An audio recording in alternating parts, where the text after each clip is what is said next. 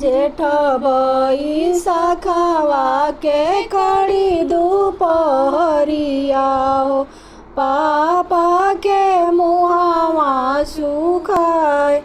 जेठ बैसाखवा के कड़ी दुपहरिया हो पापा के मुहावा सुखाए। पापा के ओठवा झुराए पापा के ओठवा झुराए। तब ना पापा कबो रुकेले डगरिया हो बारवा खोजन चली जाए। तब ना पापा कबो रुकेले डगरिया हो बारवा खोजन चली जाए।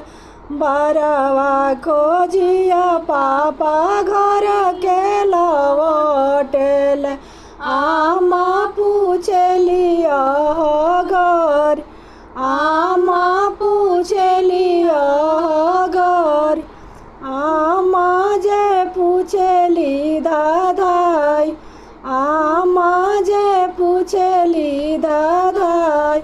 कवानी कवने नगरे गईनी ये साहेब कैसन नगरिया के लोग कैसन नगरिया के लोग। पूर्व गईनी धनिया पश्चिम गईनी हो गईनी उत्तर दक्षिण ओर गईनी उत्तर दक्षिण ओर। सबरे नगरिया के लोगवा सामान बाट सब लोग मांगेले दहेज। सबरे नगरिया के लोगवा सामान बाट सब लोग मांगेले दहेज। एतना बचन जब सुनेलिया हो अमाई गईली उदास अमाई गईली उदास। तब कैसे दिया बियाई साहेब कहाँ से पैबो दहेज। तब कैसे दिया बियाई साहेब कहाँ से पैबो दहेज। एतना सुनत पापा मम्मी समझावेले एतना सुनत पापा मम्मी समझावेले। काहे धनी हो गईलू उदास काहे धनी हो गईलू उदास। खेतवा बाधर बेचब गहना तोहार बेचब देई देवो दिया के दहेज देई देवो दिया के दहेज।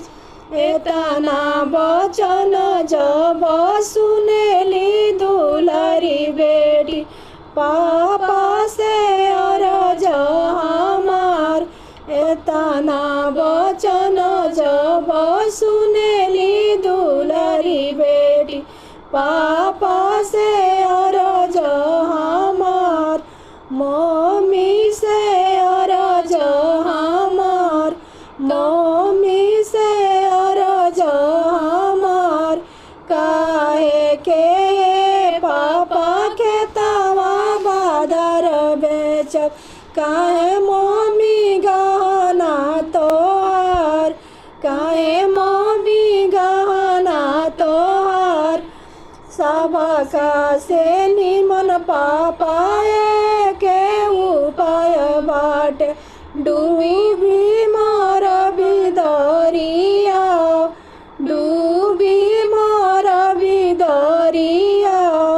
सारा समस्या के मम्मी के समाधान बाटे डूबी मार बिदरिया डूबी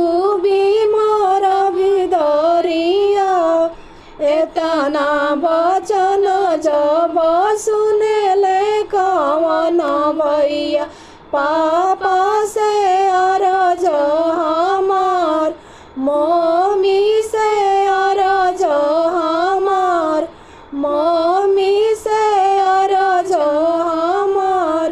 काहे के पापा खेतवा बाधर बेचब, काहे मम्मी गहना तोहार, काहे मम्मी गहना तोहार। पूर्व पश्चिम हम जाइबो ए पापा, रुपया के करबो जोगाड़, रुपया के करबो जोगाड़। अपन कमैया हम बहिनी के देबो, मोरे बहिनी प्राण के आधार, मोरे बहिनी प्राण के आधार। अपन कमैया हम बहिनी के दहेज देबो, बहिनी सुखिया घरे जास। अपन कमैया हम बहिनी के दहेज देबो, बहिनी सुखिया घरे जास। जेतना कमाएब हम बहिनी के देबो, मोरे बहिनी प्राण के आधार, मोरे बहिनी प्राण के आधार। बहिनी के खोजब राजकुमार, बहिनी के खोजब राजकुमार। जेठ बोई सकवा के कड़ी दुपहरिया, पापा के मुहवा झुराय,